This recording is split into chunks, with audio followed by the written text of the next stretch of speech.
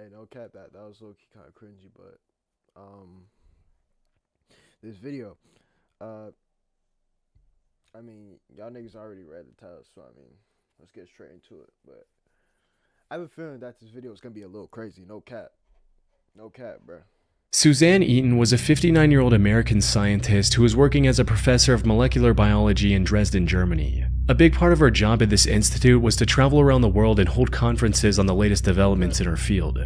In July of 2019, she traveled to the scenic Greek island of Crete for one of these conferences, not knowing that this was going to be her last, and that the person responsible for her end would be cut because of his videos on YouTube.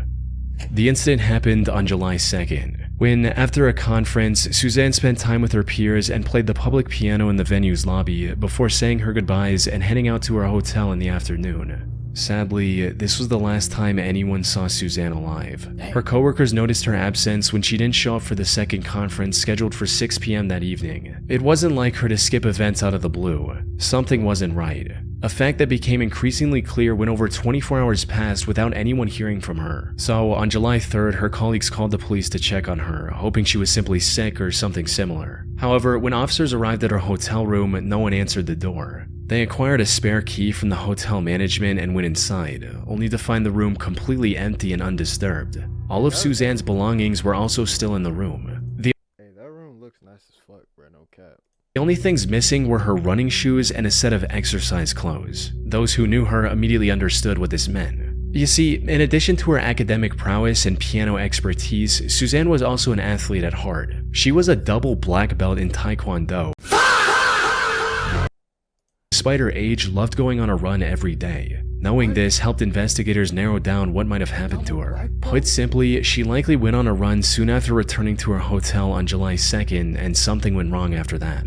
She wasn't super familiar with the area, and to make matters worse, the weather was uncomfortably hot that afternoon. There was a strong possibility she collapsed from the heat or something else along those lines. After putting this together, the Crete police immediately dispatched a search and rescue team in the area surrounding her hotel and around popular running trails. Her family even traveled to Crete and put a €50,000 reward for anyone who could help find Suzanne. Unfortunately, Suzanne was nowhere to be found. That is until 5 days later, on July 8th, when two young men were exploring one of the abandoned World War II Nazi bunkers scattered across Crete. Around 200 meters in, one of them noticed a piece of burlap covering something on the ground. They picked it up from one end to see what was underneath, and what they found was the aftermath of one of the most horrific crimes in Crete's recent history. The burlap was covering the bloody remains of Suzanne Eaton.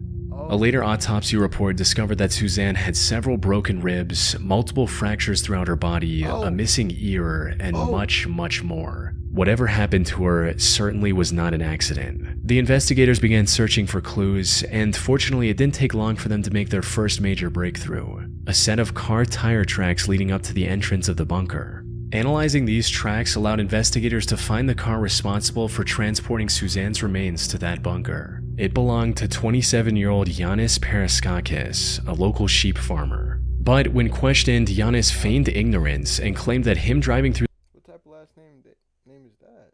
What the fuck? Paraskakis?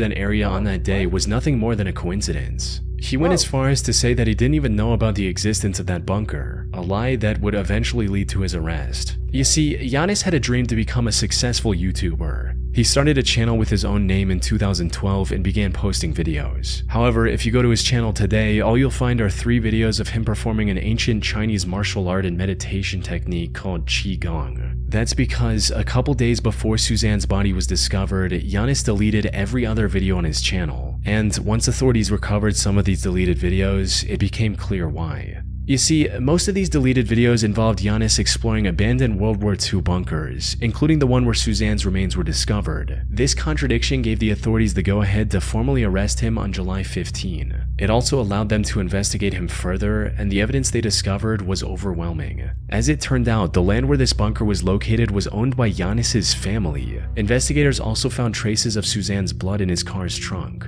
When confronted with this evidence, Yanis cracked and told the whole story. According to him, he saw Suzanne running down the road and something came over him. He hit her with his car twice before putting her in his car Yeah, something came over me, so I have to run over that bitch twice. Like, bro, what? That shit make no sense at all. How you gonna look at a innocent woman that's just minding her own business and then just be like, oh yeah, man, fuck this, I'm gonna run this bitch over? No, no.